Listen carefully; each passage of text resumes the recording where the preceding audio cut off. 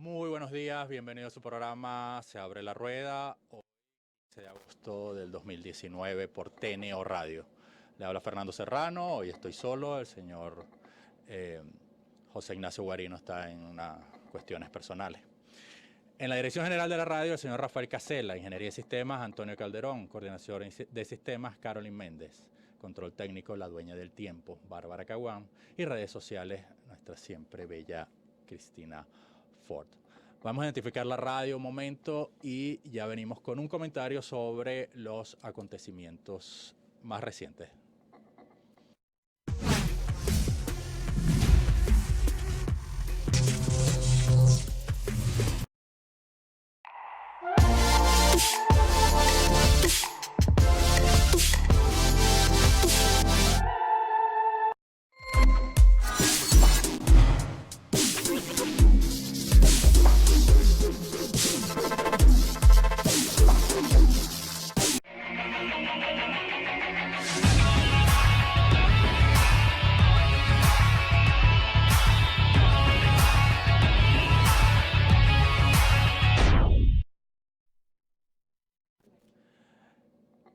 Bienvenidos de nuevo a Se abre la rueda y esta es una presentación de nuestros patrocinantes Traqui, Mineros de Guayana y Ciudad Mineros. Hechos muy importantes sucedieron esta semana. El primero fue la victoria en elecciones primarias del kirchnerismo, representado en este caso por el señor Alberto Fernández, quien hace dupla con la expresidenta, bien controversial, acusada de diferentes delitos de índole financiero, la señora Cristina Kirchner. Esto ha afectado considerablemente los mercados de deuda argentino. Primeramente, el peso argentino se devaluó bárbaramente, pasando de 46 pesos por dólar, que venía siendo una cifra bastante estable, a superar los 60 pesos por dólar. Asimismo, el riesgo de la deuda argentina, es decir, la posibilidad de impago, se incrementó hasta 1.600 puntos. Los expertos y los mercados están leyendo que en unos 5 años, si se da el proceso efectivamente de transición del gobierno de Macri hacia un gobierno kirchnerista, peronista, los mercados leen que la posibilidad de impago de la deuda argentina no superaría los 5 años. Este es un revés bastante inesperado, a mi manera de ver, sobre todo por la cuantía, 12 puntos de diferencia, si bien son unas primarias, siempre en Argentina, pues esas han determinado al final quién es el vencedor. Es decir, esto aparentemente es un tema bastante difícil de revertir. Ayer el presidente Macri anunció una serie de medidas sociales, congelación de precios, congelación del precio de la gasolina o de la nafta, como lo llaman en Argentina. En fin, medidas de índole social, muy entre comillas, para tratar de compensar y tratar de ir revirtiendo paulatinamente esta derrota parcial que se le está presentando. Muchos analistas pues, consideran que el error, hay dos vertientes. Unos consideran que realmente Macri no impuso los cambios hacia un libre mercado como tal que debía haber impuesto de una manera más, vamos a decirlo, radical, de una manera más contundente. Trató de ir compensando en el camino ciertas deficiencias. Las protestas sociales evidentemente se venían sucediendo. Los analistas políticos sostienen que, y me perdona la expresión, que dejó viva a la Kirchner en el sentido, a diferencia de lo que sucedió, por ejemplo, en Brasil, donde el gobierno, o todo lo que representaba el gobierno de Lula da Silva, o la tendencia de Lula da Silva, prácticamente desaparece al estar pues, los principales dirigentes de esa tendencia pues, presos por actos de corrupción, sobre todo por el caso Odebrecht. Caso que también, por cierto, baña a la expresidenta Kirchner y posible vicepresidenta.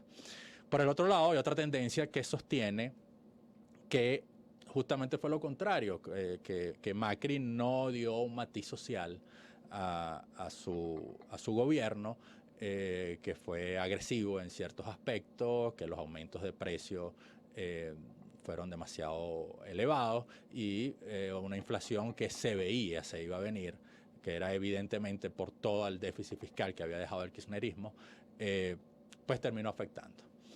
Lo cierto del caso es que en este momento, pues Macri no la tiene nada fácil, viene unas elecciones en muy poco tiempo y revertir el paso es difícil.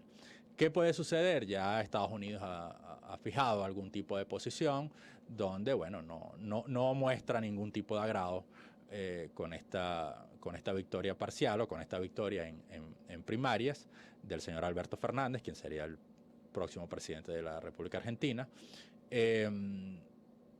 Los gobiernos latinoamericanos han mostrado cierta preocupación.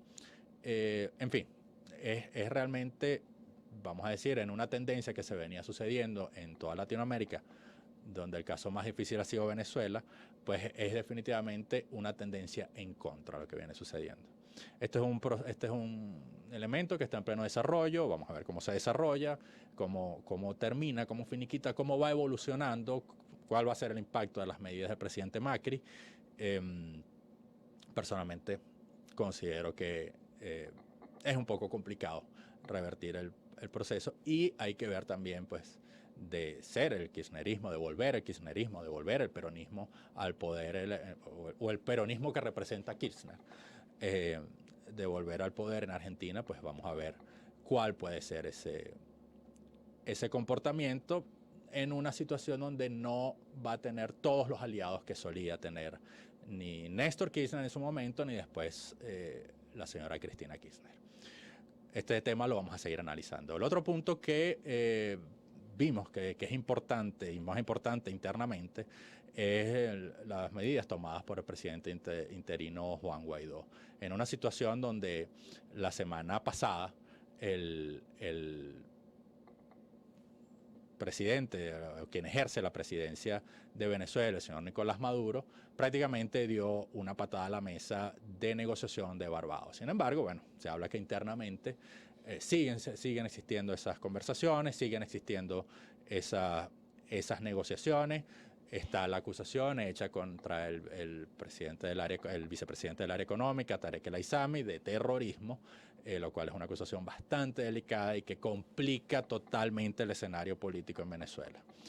Pero bueno, aguas afuera, también tenemos graves problemas en el sentido que hay demandas importantes contra el gobierno venezolano. En este caso ha salido el señor Guaidó a tratar de dar la cara y de defender los activos de Venezuela en el exterior para evitar embargos. Por lo tanto, nombra como CEO de Citgo al señor Carlos Ordaz. El señor Carlos Ordaz es un ingeniero con una vasta experiencia en el área de explotación y de negociaciones, un consultor, fue vicepresidente de explotación de PDVSA y luego pasa a ser un consultor muy reputado internacionalmente y es nombrado CEO. Simultáneamente nombra una comisión ad hoc liderada por el economista Ricardo Villasmil, quien funge como presidente ad hoc del Banco Central de Venezuela, para efectos de buscar el refinanciamiento y la renegociación, más que refinanciamiento, renegociación de la deuda tanto comercial como financiera de Venezuela. Esa comisión aparte está compuesta por Ricardo Hausmann, Alejandro Grisanti, el diputado Omar Barbosa y el procurador general José Ignacio Hernández. Este es un paso importante que tuvo que tomar el señor Guaidó, el ingeniero Guaidó, en el sentido de tratar de proteger los activos de la nación. Esto es una labor bastante cuesta arriba y que definitivamente va a ser un tema de lobby y de negociación. en lo personal, el señor Ricardo Villasmil es una persona con bastante experiencia en la banca internacional, una persona bastante joven. Y también esto es un acontecimiento en pleno desarrollo. ¿Por qué es importante? Porque hay una situación política definitivamente que está en ebullición. Y salir a negociarlos, pues simplemente los inversionistas buscan sus propios intereses. Van a decir, ¿qué me ofreces tú?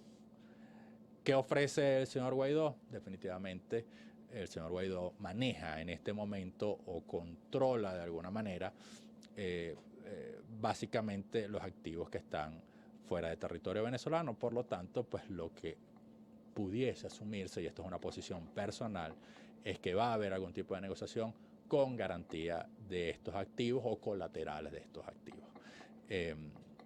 Esas son las estructuras de negociación que se suelen suceder en estos casos, pero bueno, también este es un acontecimiento que está en desarrollo. Esas son las dos noticias que queríamos comentarles como punta de lanza. Ya vamos a venir con nuestro invitado, vamos a hablar de tecnología, vamos a hablar de finanzas y tecnología, vamos a hablar de emprendimiento.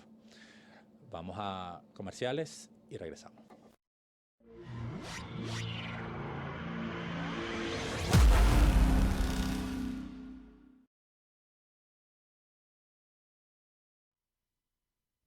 Inicio del espacio publicitario.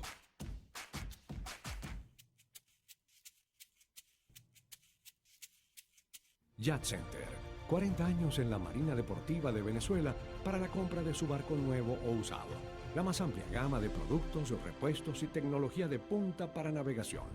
Yacht Center, representante exclusivo para Venezuela de Hatteras, Prestige, Meridian y Cabo. Yacht Center, para disfrutar el mundo del mar. Posada Amada Mía, en Tucacas, Morrocoy, Estado Falcón. Disfrute las mejores playas y luego descanse en nuestras cómodas habitaciones con baño privado, aire acondicionado y TV cable. Tenemos estacionamiento propio y un área social al aire libre con parrillera. Estamos a 7 minutos del Parque Nacional Morrocoy y muy cerca del área comercial. Síganos en Instagram y Facebook, @Posada Amada Mía. Ahí podrá chequear los testimonios de nuestros huéspedes asiduos, los cuales son nuestra mejor recomendación. Posada Amada Mía, su mejor opción en Tucacas, con ambiente familiar y atendida por sus propios dueños. Reservaciones al 0412-272-3838. Posada Amada Mía, la delicia de las posadas en Tucacas, Estado Falcón. Fin del espacio publicitario.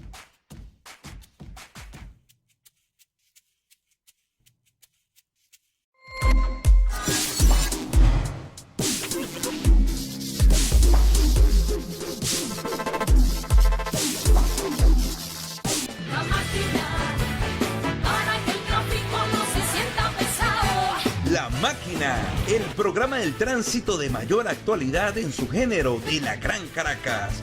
Ya son 8 años trabajando junto a ustedes, informándoles de manera veraz y oportuna con los datos que usted necesita si va en su vehículo o a pie, para que llegue bien a cualquiera que sea su destino. La Máquina. Pese a la despedida prematura de nuestro Alejandro Cañizales, seguimos su legado con el mismo compromiso y la firme decisión de seguirles informando a través de la red de mayor amplitud y calidad de emisoras.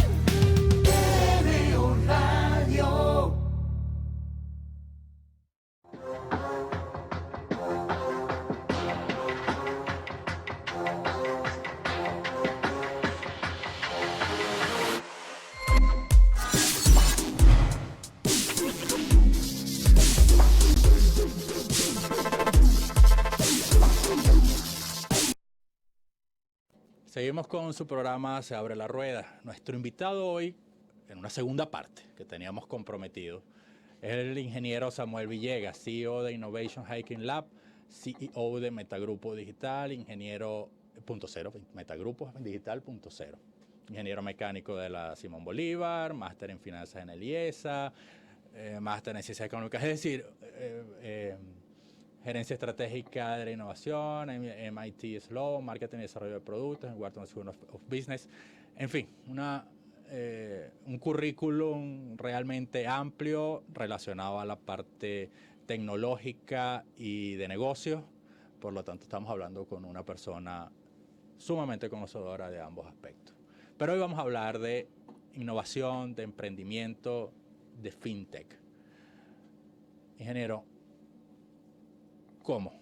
¿Qué tan importante, qué tan trascendental es el fintech y qué tan de avanzada y hacia dónde va el fintech en el tema de la innovación? ¿Se la puse complicada? No, para ingeniero. nada. Bienvenido y muchísimas gracias. Lo que voy a insistir es en acotarlo en el caso de Venezuela, no tan abierto, porque hablarlo de forma global es, digamos, 3 meses y no vamos a cubrir ni la mitad de lo que está pasando, ¿no? Así es. Pero en el caso venezolano, que realmente es cualquier país, pero en el caso venezolano, que es el que nos compete, hay unas particularidades. Digamos que Argentina va a empezar a vivir haciendo línea con lo que hiciste muy prontamente, sobre todo si la línea de gobierno y de gobernanza que aplican es la del régimen anterior, ¿no? La forma como se gobernaba Argentina. Y justamente por ahí voy a empezar, ¿no? El programa anterior conversábamos de emprender e innovar en un país como Venezuela, donde por allí mismo, por el tema político, ya sabemos, y no voy a tocar ese punto, porque ya es un tema conocido por todo el mundo, el planeta, vivimos una situación donde las externalidades, que es lo que normalmente se denomina como el análisis PESCLA de un país, lo político, lo económico, lo legal, lo social, lo ambiental y lo tecnológico, digamos, impacta definitivamente la vida en general de la persona, el consumo y por supuesto los negocios y por supuesto el emprendimiento y la innovación. Entonces, particularmente en Venezuela, todos los países tienen sus problemas, pero en Venezuela sabemos que el pivote central de toda la problemática es el tema político. Así es. De nuevo, sin entrar en los detalles que todos conocen, el tema político ha planteado una disrupción, o sea, una disrupción entendida de nuevo como que me movieron el piso, me cambiaron las reglas, me la cambian todos los días y nunca sé efectivamente qué va a pasar mañana. Es una manera efectivamente de vivir caóticamente, es decir, es un caos continuo.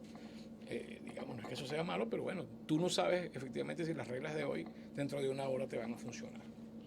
¿Qué significa esto? Que esa famosa frase de la idea al plan de negocio es totalmente un mito, ya lo dije antes. Primero porque el emprendimiento no es un negocio en marcha y no hay nada que planificar. Lo que hay que hacer es probar un modelo y irlo optimizando hasta que genere ingresos y se sostenga. Y segundo, porque, como lo estoy diciendo, lo que tú planificas hoy dentro de una hora ya no tiene vigencia en un país con recontra hiperinflación y con toda la problemática extrema que estamos viviendo, que pasaremos a la historia y seremos un referencial de estudio de cómo no hacer las cosas en un país para que funcione. Entonces, emprender e innovar en un país como este es imposible, lo que hablábamos la otra vez, no es factible. O sea, no puedo yo como joven o como las jóvenes bellas que están aquí, digamos, decir, yo quiero progresar, estudiar y desarrollarme y lanzar mi propio negocio o trabajar efectivamente en la empresa de mi ilusión y desarrollar una carrera. No se puede. Y la respuesta es, obviamente, pues lo romántico es decir, todo es posible. El tema es que hay dificultades más o dificultades menos o diferentes dificultades que vencer.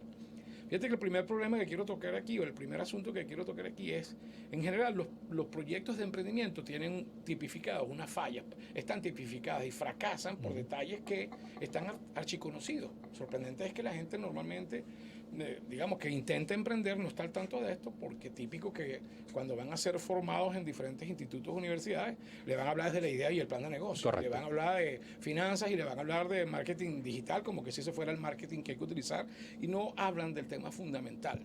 El tema fundamental es por qué yo estoy emprendiendo, para qué estoy emprendiendo, para quién estoy emprendiendo. Estoy preparado para gerenciar lo que es el emprendimiento o la innovación que va pegada de alguna manera al emprendimiento. Y ahí empieza el problema.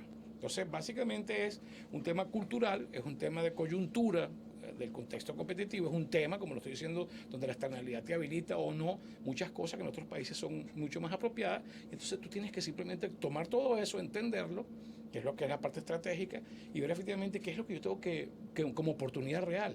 ¿Existe realmente una oportunidad para emprender? No es que se me ocurrió una idea, no. Existe una oportunidad de resolver un problema a alguien que tiene suficiente dinero para pagar continuamente más de lo que me cuesta a mí entregarle lo que le estoy entregando. De una manera muy sencilla, eso es lo que significa el emprender e inclusive gerenciar cualquier negocio. Si yo no sé cómo manejar eso en el día a día, mes a mes, año a año y quinquenio a quinquenio, yo no sé administrar, no sé gerenciar, ni negocio, ni emprendimiento, ni nada. Y ahí es donde viene la parte fundamental detrás de lo que significa poder o no hacer algo en un país determinado. Pero la parte emocional, que normalmente nunca la mente, que no es problema, resulta que en el caso venezolano es quizá la más determinante, la resiliencia. La resiliencia, yo tengo que tener capacidad de enfrentar diariamente cualquier barrera, cualquier frustración y cualquier matracazo, por decirlo en criollo, que me dan todos los días cada vez que yo voy a intentar levantarme. Si yo desarrollo esa capacidad, la parte administrativa y gerencial yo la puedo aprender o la puedo contratar. Entonces ahí viene un poco, como te decía, poner en contexto esto, y la pregunta es, ¿qué tiene que ver FinTech con todo ¿Qué tiene que ver FinTech? Esa es la pregunta que te iba a hacer. Pero es que sin esto, anteriormente, ni FinTech, ni no FinTech, ni lo que tú quieras, tiene ningún sentido. Así es. Y lo dije en el otro programa y lo reitero, FinTech no es más y simplemente que tecnologías modernas aplicadas a la finanza. La modernidad la insisto porque el FinTech con otro nombre existe hace más de 100 años. Simplemente cuando el primer sistema contable se automatizó, eso es FinTech. O sea, todo lo que significa de alguna manera meterle tecnología para optimizar lo que hace, digamos, una entidad financiera, es FinTech. Solo que la moda en este momento se retoma porque ahorita disruptivamente hay tecnologías que permiten cosas a muy bajo costo que antes no eran factibles por falta de tecnología, por falta de lo que es efectivamente toda esta revolución digital 2.0 y por falta efectivamente de la cultura del usuario en cuanto a entender que hay opciones que no son las tradicionales, como por ejemplo, como hablamos la otra vez, el Bitcoin o la criptomoneda asociada a lo que se llama, a lo que es el blockchain, que ya lo dije el otro día, es un sistema contable público digital que busca efectivamente balancear transacciones sin costos transaccionales como los tradicionales en la banca. Entonces, ahí quisiera, de alguna forma, si tú lo ves, digamos, claro, Fernando, y para el público, empieza uno a decir, bueno, ¿cuáles son las fallas tipificadas entonces del emprender basados en FinTech? Porque son en general para cualquier cosa, pero en FinTech, ¿cómo y por qué se puede fracasar haciendo FinTech la palanca fundamental de un emprendimiento? Si por ahí van las cosas, podemos atacarlos desde ese punto de vista, porque creo que eso es nutritivo para el público. Perfectamente, ¿no? Perfectamente. No solo eso, sino, o sea, cuáles son los fracasos y cuáles son los globos de ensayo o los ensayos que yo puedo desarrollar a través de esas herramientas. ¿Qué otras herramientas paralelas tengo dentro del mismo esquema, Samuel? O sea, quiero que nos desarrollemos por ahí, quiero que nos vayamos por ese lado, que tú eres experto. Inclusive, ¿cómo podemos levantar fondos? ¿Cómo podemos llegar a un financiamiento, a un autofinanciamiento a través de estas herramientas? Entonces, ¿cómo podemos, vamos a hablar de términos que se están utilizando, incubar, cómo podemos acelerar, cómo podemos mover un proyecto o una empresa o una idea de negocio a través de estos mecanismos? Perfecto. Vamos a fijar un marco limitado, porque es muy extenso, digamos, de lo que significan las tecnologías modernas que permite la denominación de FinTech como tal en este instante. Insisto, porque si me pongo a hablar de toda la historia, cualquier proceso de automatización automatizado con herramientas modernas es FinTech. Correcto. Vamos a quitar esa infinidad, que son más de 200 posibilidades de FinTech basado en eso, y vamos a limitarlas a las que son evidentemente más ahorita calientes o de moda. El tema del blockchain y el tema de la criptomoneda, es el primero y el primordial a todo el mundo. De hecho, ayer cuando yo de alguna forma escribí que íbamos a hacer este programa hoy, las preguntas eran todas Bitcoin, Bitcoin, Bitcoin. O sea, digamos, por ejemplo, ¿no? Y el Bitcoin por sí solo no es nada. Simplemente es una moneda virtual, es una criptomoneda, la primera de todas ellas, que dicta muchas pautas, la que mejor se ha sostenido y tiene unas razones para ello.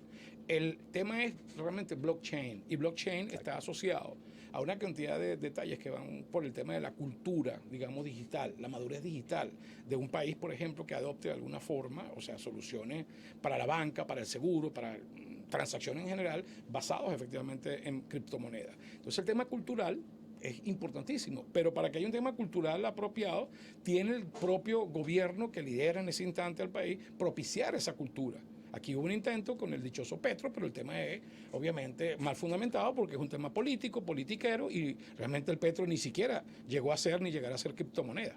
Simplemente es lo que se denomina otra forma de deuda, digamos, escondida detrás de todo el concepto, y que en ninguna parte permite transarlo con nada. Fue anunciado como más y platillo, Y aquí no se transa nada en Petro, efectivamente, que tenga una significación, porque partió de una base errada, hablando de lo que permite o no permite en un país como este, que el fintech, en este caso blockchain, sea la base para tú decir, voy a emprender con moneda virtual, por ejemplo, que es un tipo de emprendimiento mundialmente desarrollado hace 4 o 5 años y siguen en muchos más años. Y hay miles de ejemplos exitosos y fracasados, digamos, por diversas razones, sobre utilizar la criptomoneda como base fundamental. Criptomoneda cualquiera, ojo, o sea, estamos hablando de criptomonedas que se desarrollan, criptomonedas que no necesariamente están en el mercado, criptomonedas que funcionan entre transacciones B2B, entre dos o pocos elementos.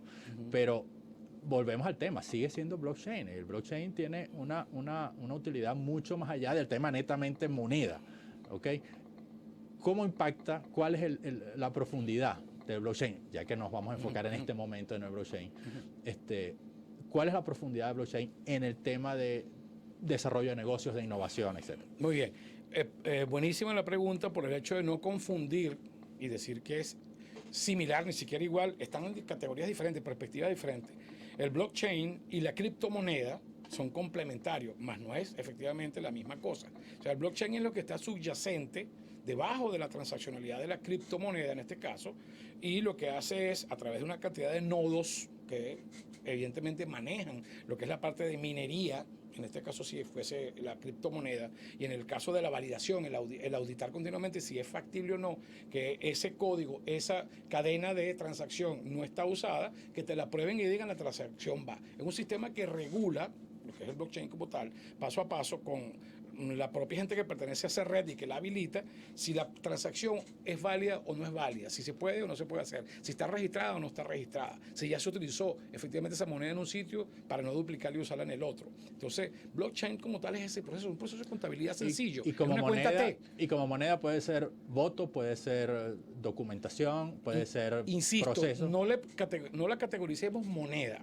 Es una transacción. Una transacción, correcto. Es un sistema de control de transacciones. La transacción puede ser un intercambio, por ejemplo, el año pasado o hace 2 años, si mal no recuerdo, alguien propuso, por ejemplo, negociar los contratos de los prospectos de béisbol en Estados Unidos con blockchain. ¿Cómo era? Bueno, hay en la mesa de transacciones contratos por más o por menos, como un bid, digamos, bajo ciertas circunstancias, y que efectivamente de alguna forma, si el tipo de contrato A sobre el jugador B no había sido utilizado, pues bueno, de alguna manera, si el jugador y su abogado están de acuerdo con quien propone como equipo, pues bueno, tú llegaste a un acuerdo y ya ese tipo de contrato se cerró, ¿no? Y como tal, con esa persona no hay otro tipo de contrato. Seguros, es otra posibilidad. Ya va, y disculpa, en el caso del béisbol, ojo, o fútbol. El deportes, por ejemplo, o ese tipo de transacción es transparente y yo no necesariamente estoy viendo el equipo o estoy viendo, sino estoy viendo las condiciones. Tal cual. ¿Okay? Posiblemente una de las condiciones sea el equipo. Mira, yo soy jugador de béisbol, yo quiero jugar en Arizona, en los Yankees de Nueva York, y bueno, si dentro de mi patrón no están los Yankees de Nueva York, pues no se cierra esa parte del bloque. ¿Cierto? Correcto. Okay. Y justamente las reglas, precisamente las reglas que tú impones como red, efectivamente, para que sea eso un sistema de transacciones en el mercado, que sea de contratos, de moneda, de transacciones comerciales, etcétera, son efectivamente lo que hacen interesante el blockchain, lo que lo hacen un elemento de desintermediación importante, que es donde está el tema, porque baja los costos transaccionales y además tienes un cierto nivel de independencia. Y fíjate que estoy limitando, porque muchos se dicen en forma general, esto es libre y no hay problema, es totalmente independiente. No es cierto 100%. Y ahorita claro por qué. O sea, el blockchain como tal no está regulado por un banco central. O sea, lo que ocurre allí no tiene una regulación. Y en cierta forma por eso es anárquico hasta cierto punto. Y por eso los gobiernos no lo quieren. Porque le rompe el establishment definitivamente a lo que es el sistema de pagos de un país. Y rompe los controles. Claro, y además no es solamente un sistema de pagos, es un sistema también de contratación, de transacciones, lo que estamos conversando. O sea, se crea como un sistema paralelo a lo que está regulado, y entonces nada más por el hecho de no estar regulado, ya obviamente te crea un caos inmanejable y te crea situaciones de ingobernabilidad. Ahí esa es la razón subyacente por la cual el blockchain, no la criptomoneda, que repito, es un ejemplo como más conocido, no es adversado, digamos, por los poderosos, a menos que lo controlen ellos también, que es lo que está ocurriendo. Samuel, vamos un momento a comerciales y después seguimos avanzando en el tema de blockchain y entramos en los otros temas que tenemos pendientes. Vamos a comercial.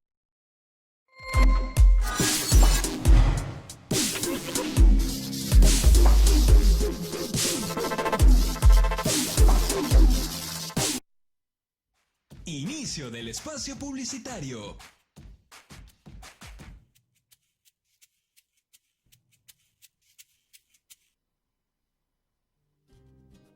Restaurant Aranjuez, el mejor restaurante de carnes de las Mercedes. Comida internacional, todo es calidad y clase. Como postre, el Aranjuez es un lujo que usted debe darse. Final de la calle Madrid, Las Mercedes. Ya son 15 años reuniendo a los mejores expositores de muebles en La Yaguara. Tenemos más de 1000 metros de exhibición con gran variedad de diseños a precios de exposición durante todo el año porque somos fabricantes. Somos el Grupo Misore. Estamos ubicados en el edificio Mari, nivel estacionamiento, una cuadra antes del CUAM, subiendo por el nuevo distribuidor.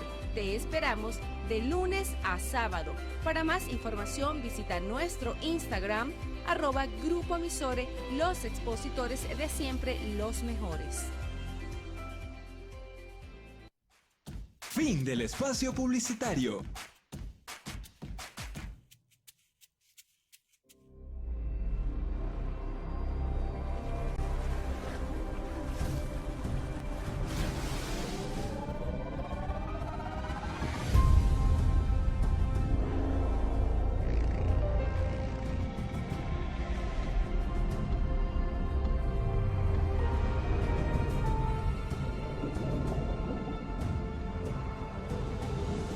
Mulco, designing time.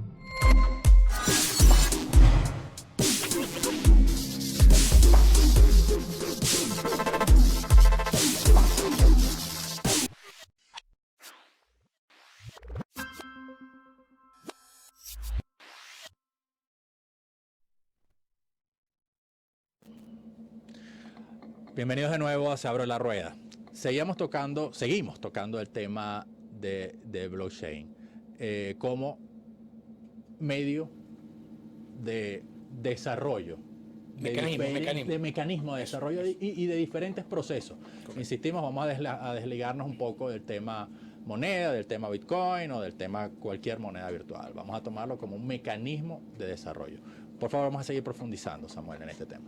Bien, cerrando el punto, porque si no, repito, el tema sería larguísimo. Esto es un tema muy polémico, cambiante. ¿Por qué sube y baja la criptomoneda? No todos están de acuerdo. O sea, no todos están de acuerdo. No, en general, todo el que tiene poder no le interesa, así evidentemente, nada que tenga que ver. Es un elemento realmente disruptivo, totalmente, que es la palabra que te gusta totalmente. A ti, porque definitivamente quita cuotas de poder importantes. Así es. Es peligroso, en el buen sentido de la palabra, ¿ok? Para el establishment, ¿ok? Entonces, vamos a profundizar en ese tema. Claro. Fíjate, yo la mencioné en el programa pasado y la reitero. El que esté interesado en esto, o ya la vio, o debe ver la serie Mr. Robot, porque justamente, tocando el punto que tú planteas, se trata de un hacker que busca la manera, en general la serie es, digamos, de descubrir efectivamente cómo sacar un beneficio en la red, justamente de transacciones, hackeando, bla, bla, bla, pero descubre efectivamente pues, lo que es el poder del blockchain y la criptomoneda aplicado a otros ámbitos que no son las transacciones desde el punto de vista comercial y bancario. Y empieza a ver el sistema de votos de la democracia, cómo funciona. Que si es con maquinitas de estas, de la marca esta que funcionan aquí, que si es manual o se contea por allá. Y el tema de que tú tengas varios partidos contando o no contando, ¿qué es? Eso es blockchain. Justamente diferentes nodos, independientes uno del otro, que certifican que tú no me estás engañando ni duplicando el voto, igual que fuese una transacción, porque resulta que lo peligroso es que si tú rompes disruptivamente y con anarquía el establishment, el poder ahora lo tomas tú. Y por ejemplo, Bitcoin tiene atrás 9.000 nodos, 10.000 nodos, si mal no recuerdo, de validación. Para los que somos un poquito legos en esto, defíneme nodo. Nodo es una persona con una computadora conectada a internet de alta velocidad. Esa es la forma más sencilla de decírtelo. Pero que además estar conectado maneja capacidades de programación, de hackeo, de lo que es manejar algoritmos de altísima velocidad para procesar grandes cantidades de información en un tiempo muy corto. Y justamente esa es la base de la minería de datos. O sea, por ejemplo, ahorita, ¿cuántas monedas existen desde el punto de vista de Bitcoin? Bueno, existe y ya supuestamente van gastadas casi más del 70%. Así es. Ya se han comprado. Bueno, ¿qué va a pasar si se acaban o no se acaban? Esa es una pregunta típica. Pues bueno, ya veremos. O sea, porque nadie sabe ni siquiera cuándo se va a acabar, porque a medida que pasa el tiempo es más difícil minar. Es decir, hay menos chance de conseguir un Bitcoin. Por lo tanto, Bitcoin sube el precio, porque todo lo escaso sube de precio. Y entonces, el punto de tu pregunta está, o sea, yo digo, ¿es peligroso? Bueno, pero totalmente, porque ahora si yo soy el que tomo el control, ¿qué tal si los 10.000 nodos nos ponemos de acuerdo y empezamos a favorecer a alguien y duplicamos transacciones y rompemos el esquema de blockchain? ¿Cómo controlas tú eso si ahora es anárquico, ¿no? Y ahí entonces tú dices, lo que es malo desde el punto de vista del control y las transacciones que maneja un gobierno, también es malo que lo maneje un lado anárquico, o sea, porque sería lo mismo, ¿no? Y entonces ahí viene el peligro detrás de toda esta historia. Ahora, y lo acabamos de ver ahorita con el caso de la moneda esta que está tratando de sacar Facebook, ¿ok? Al señor Trump no le gustó la moneda por lo que hemos venido hablando, o sea, quita una cuota de poder muy importante e inmediatamente trató de imponer algún tipo de control, y Facebook de alguna manera dijo, bueno, déjame recoger un poquito las velas, pero no voy a dejar de lanzarme al mar, ¿ok? Entonces, sí puede haber de alguna manera alguien que meta la mano y quiera su cuota de poder dentro de esto que se supone sea abierto y sea mucho más transparente, o que busque mucho más transparencia. Ok, la palabra transparencia, entre comillas, de nuevo es relativa, el peligro es relativo, puede favorecer a uno o al otro. Digamos, yo particularmente lo veo como que hay el mismo riesgo, digamos, de pasar todo a un sistema de blockchain desde el punto de vista de que alguien controla el poder, lo vas a tener. Te lo voy a poner de esta manera, o sea, China en este instante es el sitio de minado que prácticamente 90% de las transacciones de minado se han hecho siempre en China. Es decir, ellos son los dueños del hardware, detrás de todo lo que es la criptomoneda. El software es ruso, muy al contrario de lo que la gente piensa. El control y hegemonía del software detrás de todo lo que es el blockchain es de Rusia. La transaccionalidad y mercado de oferta y demanda es Estados Unidos. El resto del mundo somos simplemente, tú sabes, pedacitos de todo lo que está pasando ahí arriba. Entonces, fíjate lo que hay detrás de todo esto. Hasta el tema geopolítico es crucial, porque no es solamente manejar la moneda, sino tener el sistema capaz de, vamos ahora a Facebook, deteniendo la base de datos de las personas y sus perfiles, digamos, de consumo o de actitudes y de conductas, por ejemplo, el tema político en el mundo. Bueno, Facebook es el número 1 que tiene ese tipo de información. Google tiene más información, pero no desde el punto de vista del perfil exacto, por cierto, más que el mismo Facebook. Pero digamos que en un año de 4 mil millones de habitantes inscritos en Facebook, que es la mitad de la población prácticamente, o más de la mitad de la población, mayores de edad, o sea, determinan todo lo que tú quieras saber. Entonces, qué peligroso es que tú tengas un sistema mejor que el de la Interpol, mejor que el del sistema de seguridad del mundo, en tiempo real, Big Data, que es otra de las cosas que hablamos la otra vez, que tiene que ver también con FinTech, y tú puedes efectivamente alterar hasta el consumo, el patrón de consumo, con una opinión de verdad o de mentira, manipulante o no, a efectos de que tú consumas o no consumas con criptomonedas. Sí, pero que viene directamente del consumidor, vamos a decirlo así, o sea, y espontáneamente, o sea, el consumidor no está obligado a darte la información, sino que espontáneamente, en función de un entorno que el mismo medio crea, lo suelta. Así es. Yo lo espontáneo, disculpa que también te polemizo allí, lo espontáneo tiene que ver con el tema famoso de cómo yo te influyo a ti o no. Para que seas espontáneo. Exacto. ¿Qué tan espontáneo te hago? La supuesta espontaneidad siempre tiene detrás el tema de cómo uno lo programan desde que nace hasta que estudia y en qué medio te desenvuelve. Entonces también hasta eso es manipulable. Bueno, el punto en el caso de Facebook es como tú lo estás planteando.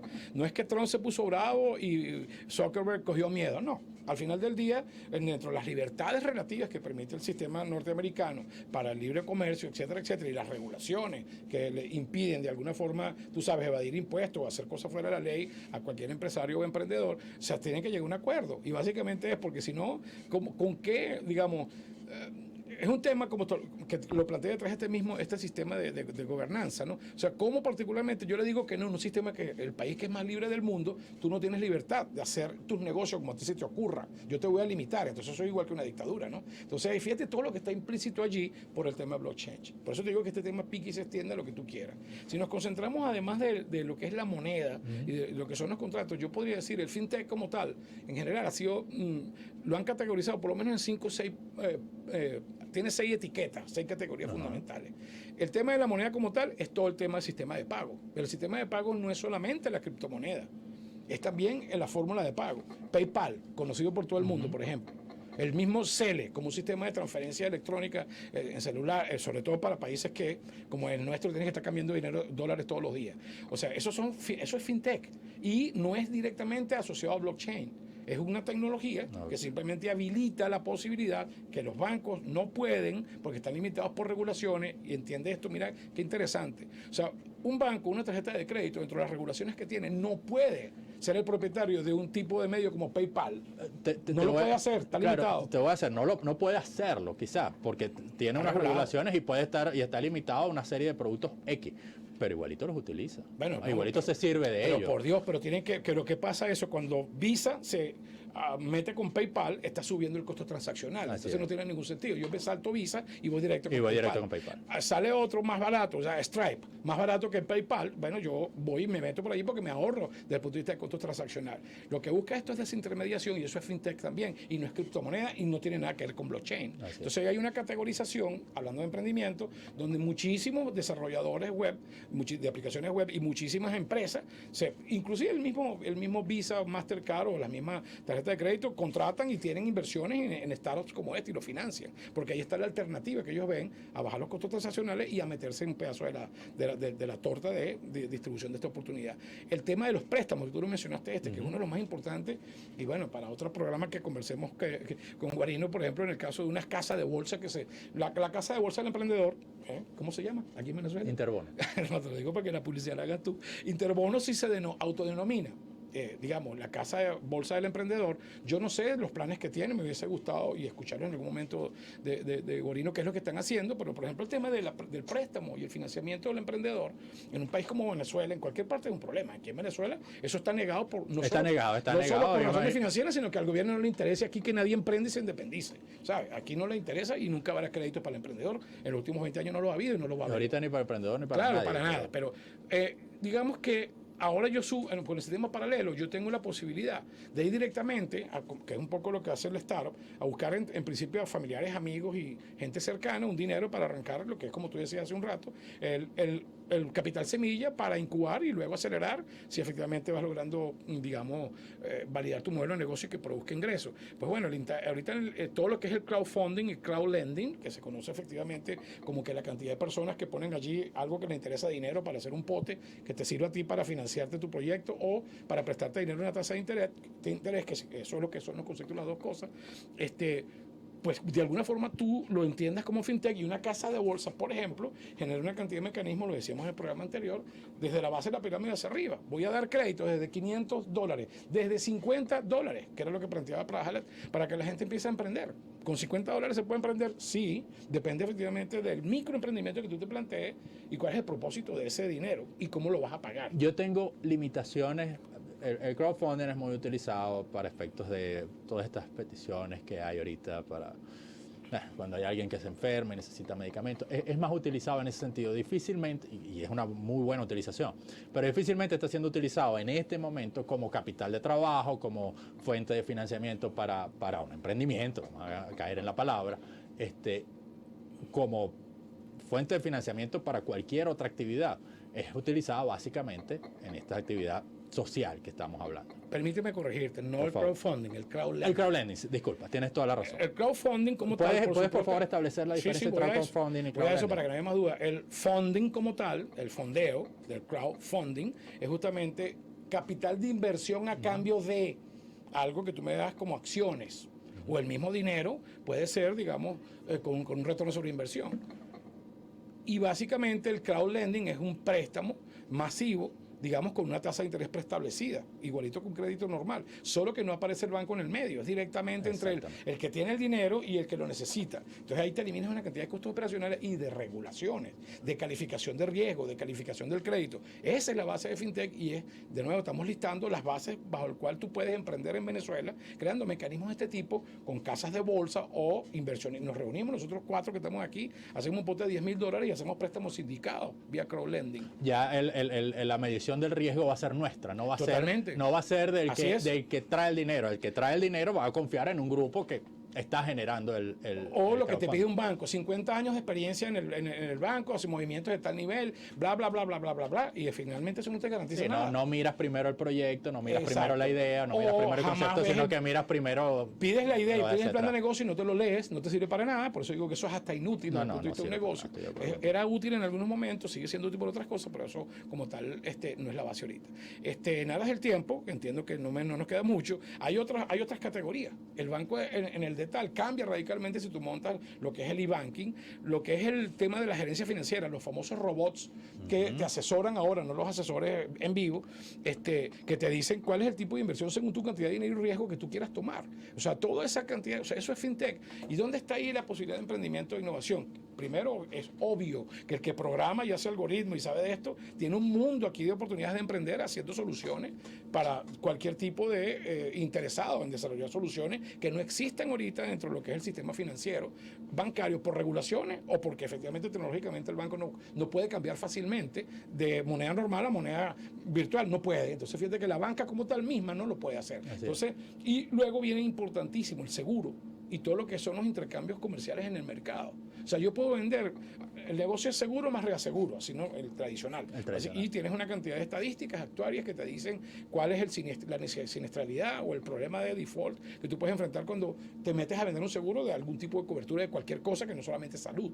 Tú vendes seguro inclusive para proteger préstamos. Tú vendes seguro para siniestros de otro tipo, explosiones, lo que tú quieras. El negocio seguro abre el mundo posible del blockchain desde el punto de vista de los contratos y ahí se abre un mundo que, repito, necesitamos como una hora para explicarlo, pero básicamente ahí es donde están todas las oportunidades. No solamente para que el desarrollo, y ellos vuelvo otra vez a redondear en cuanto a potencialmente cómo emprender aquí en Venezuela y innovar en base a FinTech, pero este es un ejemplo perfecto. O sea, aquí la mano de obra profesional, entre comillas, lamentablemente distorsionada, no es que es más barata, o sea, lamentablemente distorsionada por el tema de la hiperinflación y la ficción del cambio.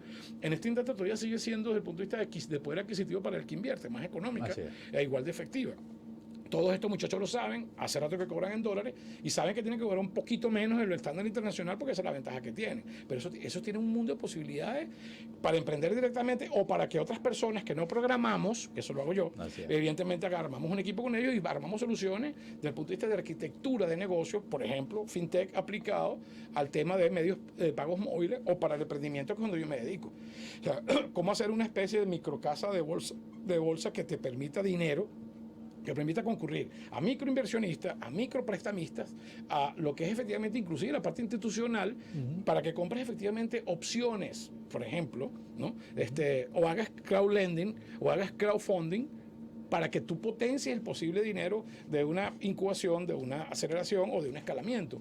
Eso es lo que está planteado aquí en Venezuela y es a lo que yo me dedico. De hecho, quisiera de nuevo, más adelante, hacer otros programas donde espero y aspiro con Interbono, por ejemplo, digamos, llegar a una alianza, fíjate que yo no lo había pensado, y que hagamos un experimento. Vamos a agarrar y crear un primer pote de fondeo, de crowdlending, crowdfunding, para microemprendimiento, pymes o, digamos, hablando de que estén en marcha o estén como arranque, y para que probemos el concepto. Y bueno, empezamos a salir este problema y en vez de, como digo, de está llorando, poner la fábrica de pañuelos, ¿no? El famoso dicho, ¿no? Entonces, busquemos efectivamente ese esquema y venzamos los 20 problemas típicos por los cuales fracasan los emprendimientos, que son de tipo financiero, no consigues el dinero y te lo gastas donde no es, de tipo de marketing, no haces el marketing adecuado. No haces el marketing lanzas adecuado. Un producto inadecuado creyendo que es una idea y el plan de negocio. No, tienes que probar y testear. Desde el punto de vista de procesos, tienes que saber cómo armar procesos y recursos que lo optimicen y cómo es el costo ABC de la actividad que tú estás planteando, desde el punto de vista de lo que es el propio recurso humano, cómo manejarlo y que maneje efectivamente la resiliencia, todo lo que es el impacto social y la tecnología. Esas son las categorías que después tienen subcategorías que suman unas 20, 30, 40 fallas tipificadas, donde la número 1 es que el producto que tú normalmente lanzas con un emprendimiento no es sostenible y nadie lo quiere después de sus primeras 3, 4 pruebas. Y el número 2 es la falta de fondeo y mala utilización de esos fondos, efectivamente, en el dichoso plan de negocio que no funciona. Sigue dando para más tu conversación, Samuel. Tus redes, ¿por dónde te pueden ubicar? @Samuel Villegas 369, punto. Ya por ahí, Sin de ahí el en adelante, punto. no, sin el punto. @Samuel Villegas 369. De ahí en adelante, a través de eso, siguen todo lo otro que yo hago en LinkedIn, en Facebook, los cursos que regalo en YouTube, etcétera, etcétera. Y bueno, seguimos en contacto para cosas que más adelante anunciaremos, donde vamos a dar más información, vamos a ofrecer ebooks, reportes, auditorías, podemos ofrecer muchas más cosas que lo anunciaremos en conjunto las próximas semanas. Así mismo es. Gracias, Samuel. No, gracias a ti, por cierto. Despedimos el programa y gracias por su audiencia. En la dirección general, Rafael Caselli, Ingeniería de Sistemas, Antonio Calderón, coordinación de sistemas, Carolyn Méndez, control técnico, Bárbara Caguán, siempre dueña del tiempo. Redes sociales, Cristina Ford, que hoy hizo un trabajo extraordinario con el live del profesor Samuel Villegas. Y con esto nos despedimos hasta el próximo jueves. A nombre de nuestros anunciantes, Traqui, Mineros de Guayana y Ciudad Minero. Muchas gracias, nos vemos el próximo jueves. Viento y marea para todos.